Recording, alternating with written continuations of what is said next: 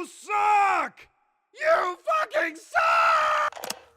Hey, I make millions of thousands making you feel like a lazy piece of shit. What you just saw was an excerpt from my award-winning Man Screaming at You, the 7-hour version. In times like these, what we really need is more stress and more feelings of inadequacy.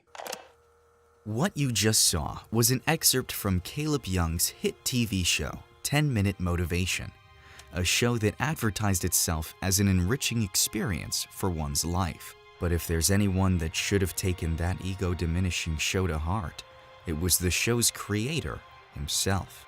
Tonight, we cover Caleb Jung's life as a motivational speaker and the life that came after. This is Motivation to Motivate, the story of Caleb. The now retired Caleb is probably known to you by this. But apart from his bold stances on war veterans, Caleb's more productive side was shown in his famed TV show. I was looking for ways to motivate the public. So for starters, I started looking into how people slept. I spent several days watching people sleep and sometimes even joined them to get into their mindset. And I realized it's a horrific waste of time.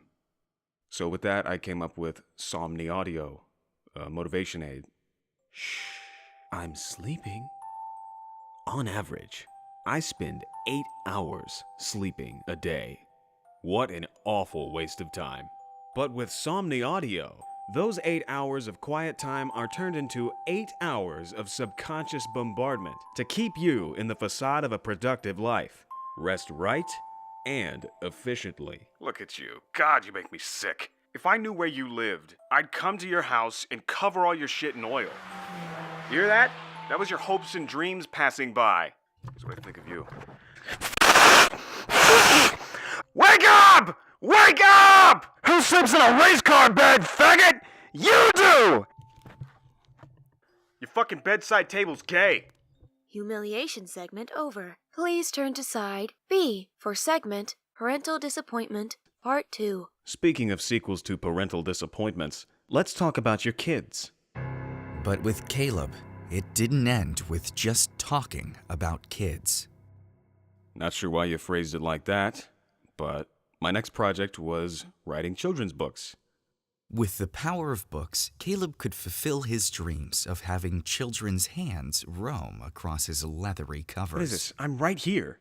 Can you stop trying to mislead? Caleb was a pedophile, in the sense that he wanted to touch children with literature. And that he did. Within the span of 6 months, Caleb Jung released a total of 3 books exploring areas of concern for kids. The ultimate goal was to ensure parents that their child would be raised to someone with only mild developmental issues. Yep. Those 3 books made me a millionaire. Suddenly, I had enough money to fund my neglected gambling addiction. But who would have guessed money would only worsen his addiction? 14. Hit me. 20. Hit me. 21. Hit me. 26. Jack Black, baby. I'm a 40-year-old man, Caleb. Life quickly turned from diamonds to coal, but that coal gave him more fuel for new products. If you order now, you'll also get access to our Confidence program. With this program, we managed to convince a schizophrenic patient that the microwaves weren't sending nuclear launch codes to his brains, but that he is in fact God and could do anything he wants. Since then, he has been gaining followers and is ready to destroy the reheating culture. Now name one reason you couldn't be that confident.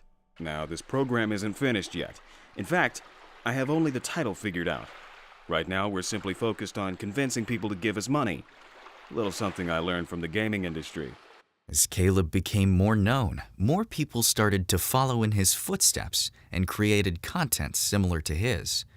It was only then he was able to see his material for what it really was and the effect it had on people. It's just anxiety. The constant bombardment of how to live. And if it doesn't match up with what you have now, you kind of postpone living. As if what's happening now isn't it. When I get money, when I get a girlfriend, when I'm happy, How many check marks do you need to cross until you realize you're blind?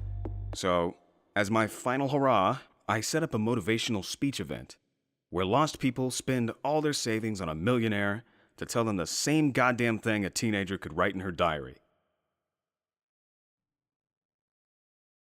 People come up to me and ask, how do I become more successful? How do I do this? How do I do that? Understand that the sky is the limit until you realize there's space, and then probably other universes. And after that, the melancholy of it all might get you into asking, Caleb, why do motivational speakers always sound like they're speaking at the end of a really, really long tunnel? You're scaring me. But more importantly, in all this vastness, what is the capital T truth? Well, I don't know. Just focus on the thing I can't even prove anyone else is but me. Being conscious. See what you see, how you see, and why you see. The capital C, conscious. It's not sexy living, at least it's capital C, clean.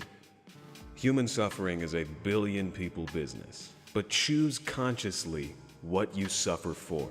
A text message from an old loved one, the line at the grocery store, your receding hairline, words on the internet, your gross double chin about your child's upbringing, your decaying body, your disease, or the fact that you always feel like you haven't done enough.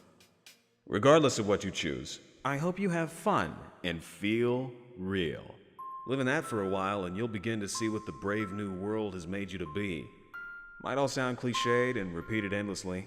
Perhaps that should indicate how innate and natural the thought is, that even the teenager I stole this diary from can grasp it.